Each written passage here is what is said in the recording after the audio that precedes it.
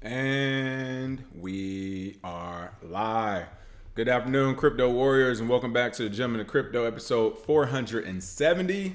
Today is Friday, the 13th of September, and I'm King, here to bridge the gap between the community and crypto every day, Monday through Friday, of course.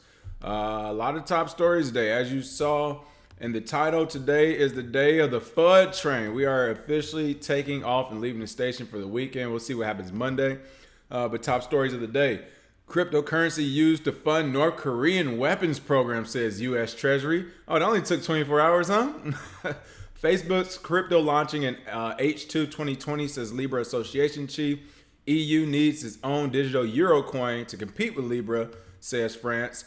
$2 billion lost in Mt. Gox Bitcoin hack can be recovered, lawyer claims.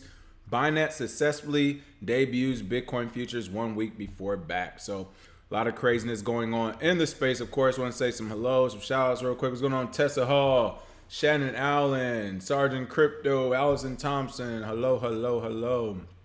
New Legacy. As more people start to flood in, of course, I will first talk about this price today, which is the same as we keep talking about daily. Bitcoin looking at $10,297, down 1.1%. Ethereum at $181, down 0.14%. Litecoin at $68, down 1.5%. XRP 25 cents, down 0.26%. Bitcoin Cash $298, down 1.14%. So again, we're looking at all the same stuff as we've had on the, as we have every day this past month and a half. As we said, it's been a lot of chop. So that's that on the price. Sergeant Crypto said, damn, you sure you're not from the future? You keep calling the FUD stories before they come out. Look, I was in the government. I did PR, people. I keep telling you that people, I don't think people take me serious. I joke so much. I was a military PR officer. I didn't wrote the script before. I know how this game is going to be played. And they're playing it. They're definitely playing it.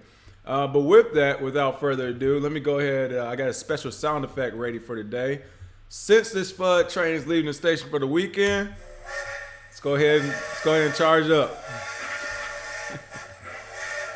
Oh yeah, it's aggressive today. There it is. That's the government. That's the regulators. That's Russia. That's everybody. Everybody in the same room together. Like, let's get this train moving. All right, with the FUD. Top FUD story of the day. Again, I mean, if we didn't basically call this yesterday, a month ago, 2 years ago, we saw this coming for a long time, and it is almost all the way here. All we need now is this terrorist attack to officially happen from someone or somewhere on United States soil, and crypto is on its way up out of here, and JP Morgan coin is on its way in here.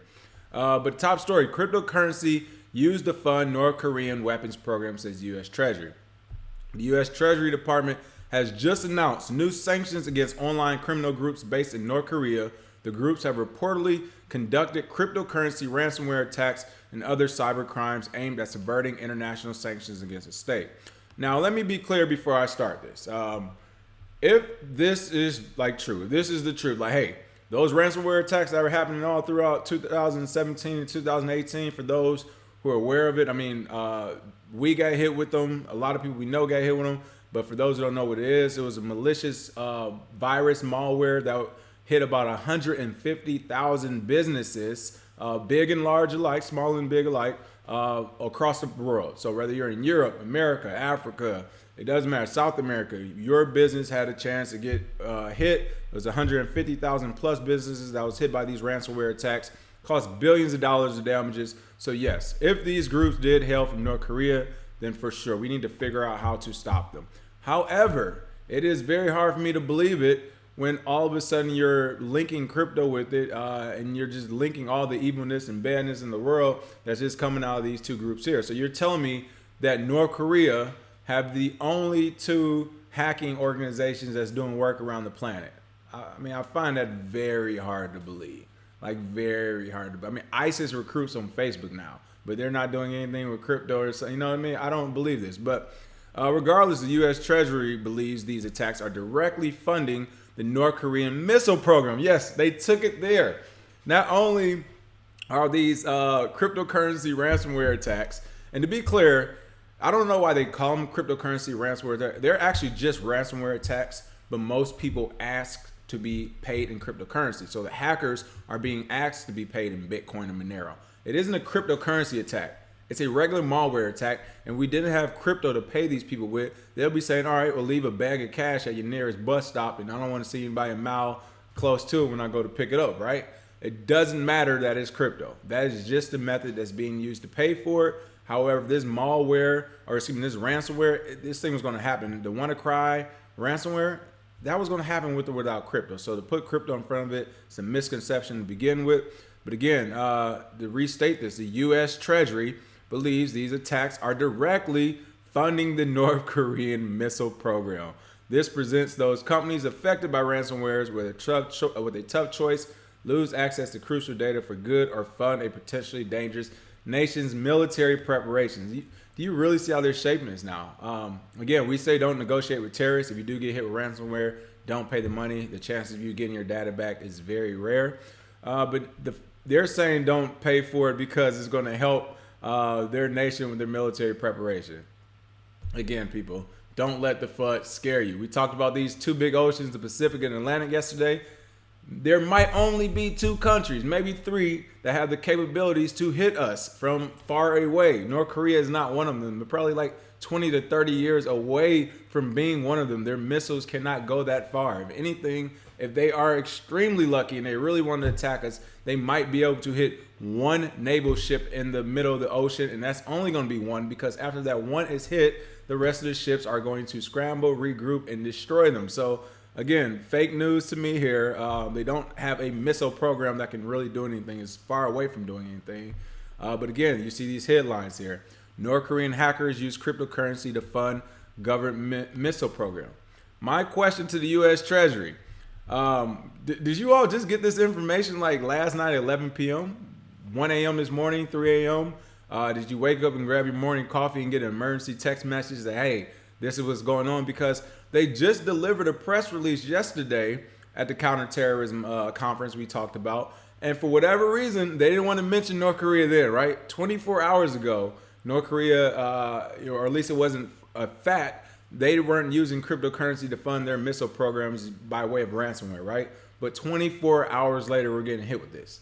Again, find it hard to believe. You didn't have this information to present to everyone yesterday when you were building your case against cryptocurrency, or was it because you were building your case against cryptocurrency yesterday? You ended the last paragraph before the conclusion about how bad crypto could go to a tragic event like a terrorist attack, and then the following day you release that yes, our enemy that of course no American has ever seen or been to North Korea or anything of that, with the exception of Dennis Rodman and a handful of other people, by and large, this invisible enemy now is using cryptocurrency to build their missile program against the United States. Wow. That's what's up. That is what's up. This is crazy. According to this press release published earlier today by the U.S. Department of Treasury, there are going to be new sanctions against North Korean hackers. Hacker groups believed to be funding the nation's missile program using various criminal means. Again, they said this has included hacking of crypto exchanges and ransomware attacks. They released the names of the 3 groups: Lazarus Group, Blue Noroth, and Dario. And it goes on to state that agency believes these groups to be directly linked to the North Korean government. Well, if that's the case and they are linked to the North Korean government, let's stop playing. Don't sanction them. Let's go to war, right? What are we doing? We playing games? We playing pity pat? Or we going to figure this thing out? So, and the reason why we're not doing it because it's more likely not the full truth, people. I mean, it's as simple as that. There's so many geopolitical moves going on right now with President Trump's first administration. Them wanting to do things a certain way from a military standpoint. Geopolitics when it comes to China trying to exert its influence over the Pacific and East. Russia doing the same thing. And North Korea, of course, is China's little brother right there. So they never really get into a real fight if you never noticed that. So again, when I see all of this stuff, it is more FUD to scare people. It has nothing to do with cryptocurrency. And even if it did have anything to do with cryptocurrency, getting rid of it or banning it or regulating it, anything you can think of won't solve the problem. Because if there were no cryptocurrency like there weren't 10 years ago, and we still have beef with North Korea because of their missile program they're trying to get going, nothing changed. Kim Jong-un's father, or Il, where I don't know which one is in there, but his father was doing the missile program. His father was doing the missile program. And that was way before digital currency, right? You're talking about his grandfather. So again, false flag, fake news, and I want to go ahead and give it that. Let's go ahead and give it that good FUD train again. This is madness, people. The attack on cryptocurrency is in full swing. What's going on? Going Bitcoin, crypto and culture. What's going on? Malik Howard, Edwin IT, Cool Works. What's going on from Atlanta? But yes, this is madness, people. That's right. If you are using cryptocurrency, you are now helping the North Korean missile program take off. Just remember that. All right, Mark Zuckerberg and his Facebook. Well, actually, I want to say Mark Zuckerberg. He did a really good job of this, and he did it under everybody's nose. If you notice, Mark Zuckerberg has distanced himself from the Libra project. Which is good, which is pretty cool. He's basically just made it another auxiliary of Facebook and all the businesses they own. You know, of course, they have WhatsApp.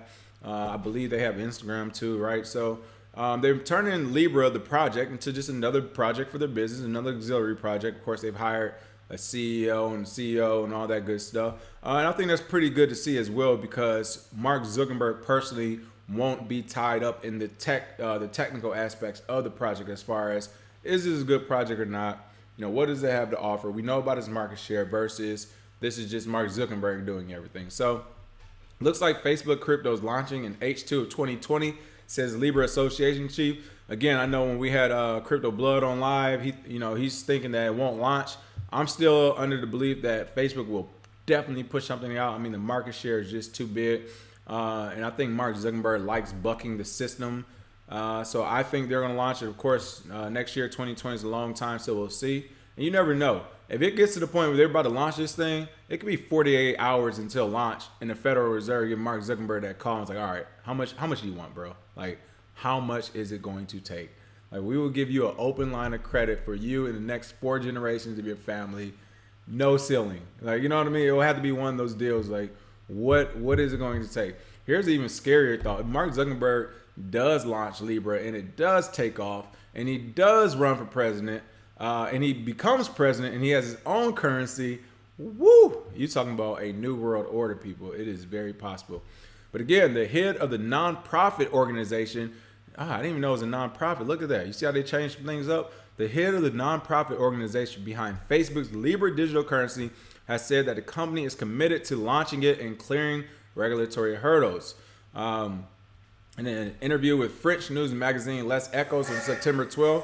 Oh, there we go. Bring that train. Hey, listen. The train going on its own, people.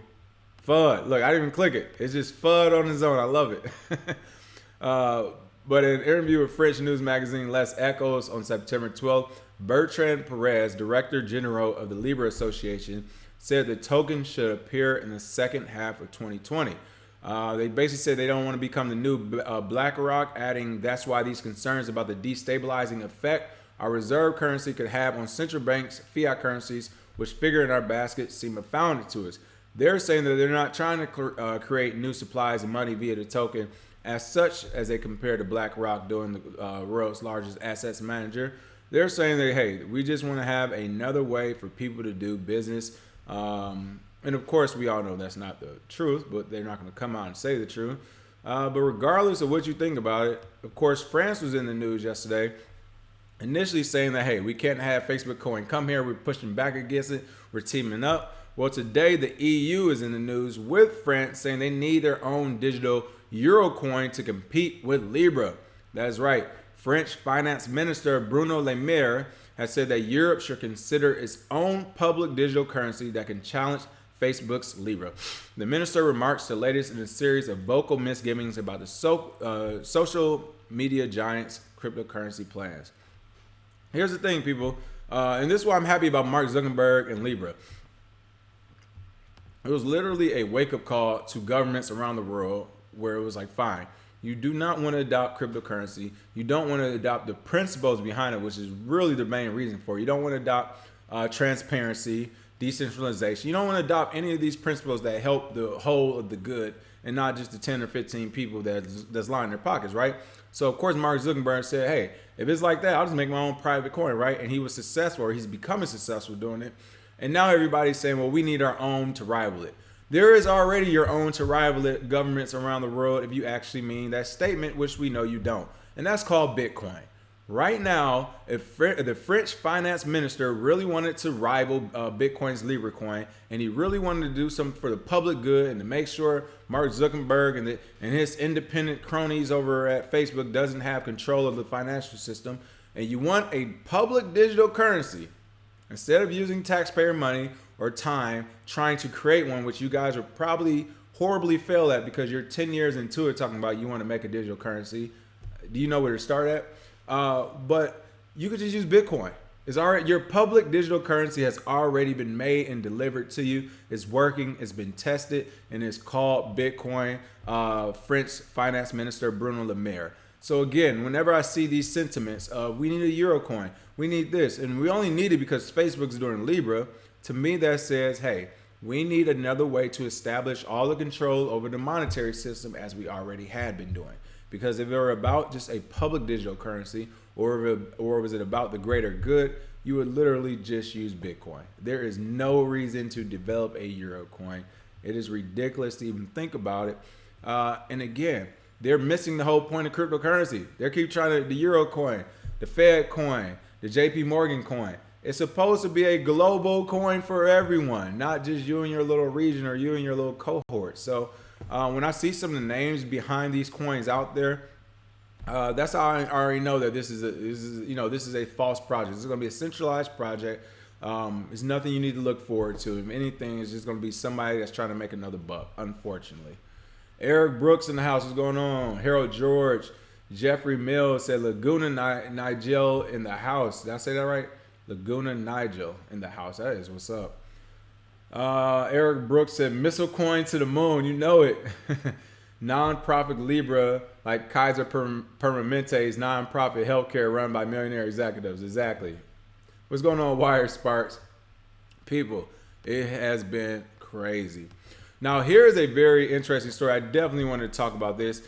We've discussed this actually in depth. If you watched this from a couple years ago, I did a pretty long show one day about what my conspiracy theory was going on with Mt. Gox, all the way to BTCE and Alexander Finnick, which we talked about in great detail in this show, as well as the actual, attacks we had in Syria back in 2014, which pretty much aligned with Mt. Gox getting hacked. So to me, I was like, all right, it's something that was going on. And then, of course, in July of 2017, the whole thing of Bitcoin being forked off, SegWit 2x, all this stuff around the same time before those decisions were made. The day before or the day after everything happened, I can't remember, that's when Alexander Finnick was arrested in Greece on behalf of the United States. And of course, BTCE was shut down, and that's when we started making that connection between BTCE, Alexander Finnick, Mt. Gox, as well as a lot of attacks that's been going on with the United States and Syria, as well as Russia. It's a very convoluted thing with a lot of geopolitical things. It sounded like a conspiracy a couple years ago, but I'm telling you, as you start to really look at the stories, everything is making more and more sense. And I mean, it's just factual stuff out there. But one thing we said, again, for a while on this show, is that the BTCE money actually probably came from Mt. Gox. A lot of that money went over there, which is why the United States tried to arrest Alexander Finnick, and he's still being held in Greece now, I think, for about 2 years. He's been on his hunger strike.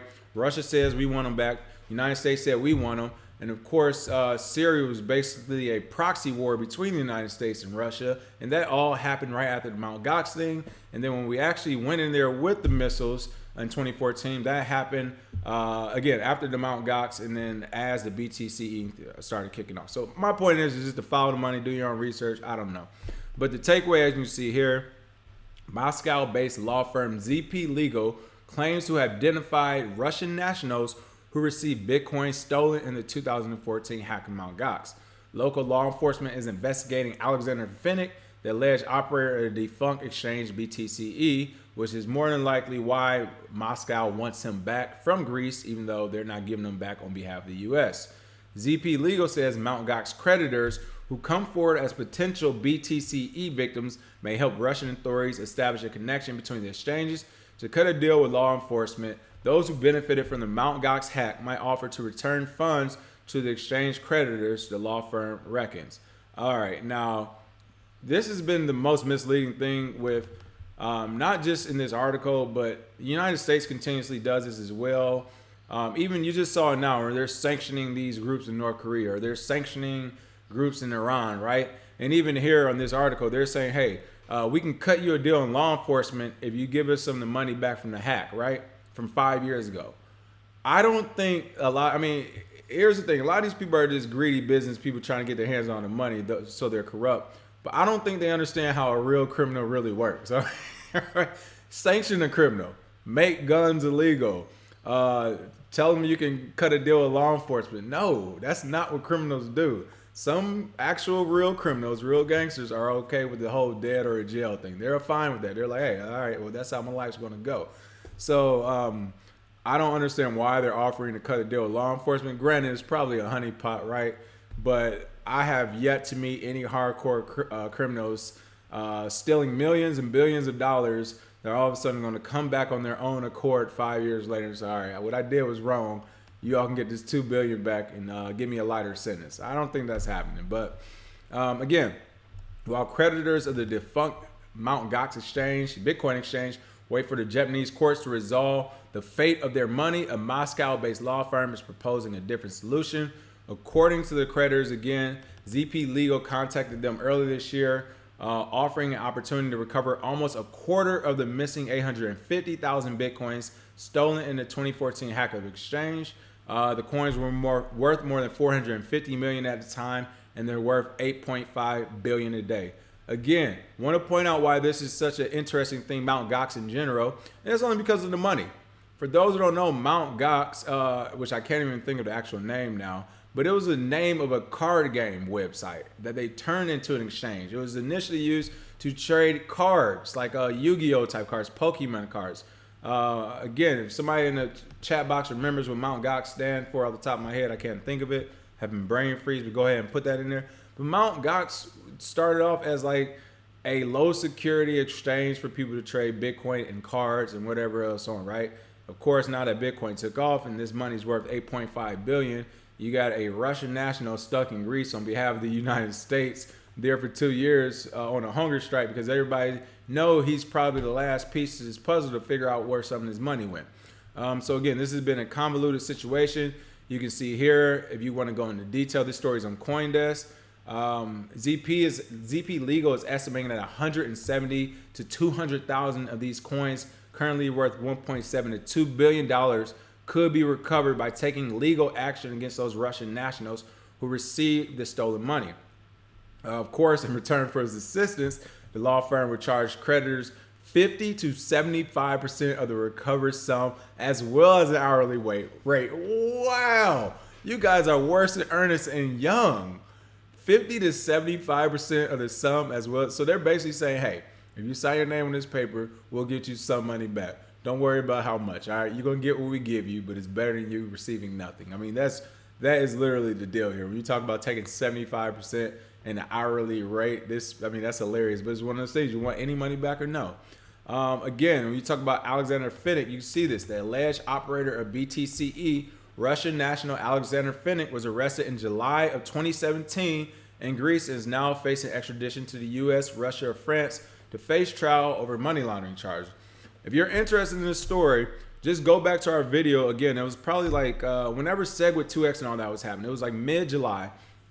And I'm telling you, people, it was not a conspiracy theory because at the same time, a lot of stuff when crypto was going on. Once those crypto decisions were made, I mean, people were getting arrested. It was like the U.S. Treasury story today. It was a day later after you already announced cryptocurrency is the bad guy. A day later, it's like, and this is what the bad guy did. It was the same way in 2017. And then again, if you're even more interested in it, you can do the homework yourself. But go back to 2014 when Mt. Gox got hacked and we first started going into Syria, bombing them, as well as Russia going into Syria, helping them. I'm telling you, it was a proxy war, BTCE, and a lot of that money that went missing, or excuse me, Mt. Gox money that went missing in BTCE and Alexander Finnick are all involved in this same geopolitical mess. It's crazy, but what's even crazier is that it's actually right in front of our face, which is the weirdest thing I think I've ever witnessed in my life. But again, this is a pretty in-depth document that can kind of catch you up if you're interested. This is the stuff that will definitely be in the movie one day. It won't be in the mainstream movie. It'll be in the movie 20 years from now, when there's like, yeah, well, did you know the real reason all this stuff was going on in Bitcoin was actually this undercover stuff here? So it's pretty interesting to look into if you ever want something to go down that rabbit hole for a couple hours. What's going on? AbleNet Tech said Planet Union coin. Hilarious. Thank you, Eric Brooks. Magic the Gathering Exchange. Mt. Gox was called Magic the Gathering, people. Magic the Gathering Exchange is where is what now is in court, in Japanese courts and U.S. courts. Everyone's trying to receive the billions of dollars. But again, when it was started, no one wanted anything to do with it. How crazy is that? Think about Cryptopia. If Cryptopia were to all of a sudden turn into, have billions of dollars of assets under it and turn into a multi-billion-dollar exchange and all that, the amount of scrutiny and amount of interested parties people would be in Cryptopia. And of course, everybody in this crypto space would be like, really? All of a sudden you're interested in Cryptopia. Like, all right. What day did you start trading on it? Like 48 hours ago? What's going on here, right? So it's basically the same thing. Yeah, Eric Brooks is quick with it, man. I'm glad when he's in the chat. All right, last but not least, ending on a great news story. Shout out to Binance. Hey, that's what I'm talking about, Binance. Way to disrupt the competition. Binance successfully debuts Bitcoin futures 1 week before backed. That is pretty fun to me because that tells me they've probably been sitting on their futures as well. And they're like, you know what? We're just going to wait till back's about to do it, and we're going to undercut them. I love seeing this. But again, confirmed on social media, Binance is now live with Bitcoin futures offering a 50% discount on trading fees for the platform's first 3 months. The exchange announced it would pay users to test 2 potential versions of its futures platform, the trial running for 5 days last week. One candidate came from Binance's own developers, while the other was from JEX, which it acquired at the beginning of September. In a response to an overwhelming response for Binance futures since the beta launch on Wednesday, Binance is delighted to announce that Binance futures will go live starting from today, in a company blog post released on September 12th stated. So again, pretty cool to see that. Yep, I mean, I see some of the complaints. Some people are saying, hey, they're moving way too fast. They're doing this. This is one of those moments where, yes, especially if you're in a position of Binance and Coinbase and Gemini. That's why Coinbase keeps developing products and Xing them out 3 or 4 months later. I mean, all these companies are moving fast and breaking things, and they're trying to move before things are regulated, innovation before regulation. So, right, it may be a bit premature, but they don't have a choice. I'm with them. Because if BAC were to launch first and set precedent on how this thing is going to work, then all the laws and regulations coming after it will be done through BAC, which of course we know is basically working with the government. So they would just self-regulate the entire market into the laws that they want. But with Binance launching first, they can set precedent. Hey, this is what we're seeing. This is how we feel about the market. This is what the market wants. And they get a perfect chance to test it before BAC hits it. Again, it's a win-win for the crypto industry as a whole. And I'm sure just like Coinbase, they have a timeline for this stuff. They might be looking at 3 months, 6 months, 2 years. And by that time, the program isn't really kicking off. They're just going to exit out and go back to what they do best, trading as an exchange. But I'm glad to see that, as the world waits for BAC, or so everyone thinks, there's other people in the industry still being competitive and still making sure their name's out there. And of course, Binance is definitely one to do it. It looks like Binance will include the trading volume of Binance futures in the calculations for the quarterly BNB burn as well. And they're now burning this portion of BNB from the circulating supply. The post also added. So a lot going on with Binance, people, as always. If you've been following their coin, I know it was down a little bit, following some of this chop and everything going on with the market. But hey, if you've tried this already, let us know. Or if you plan on trying it, let us know. I'm not sure the rules around the futures market. I know for sure we have people who listen and watch us that are not in the United States who do all this good crypto stuff. So if you get a chance to play with it, let us know. But I'm sure we'll hear more probably by about Tuesday or Wednesday or next week.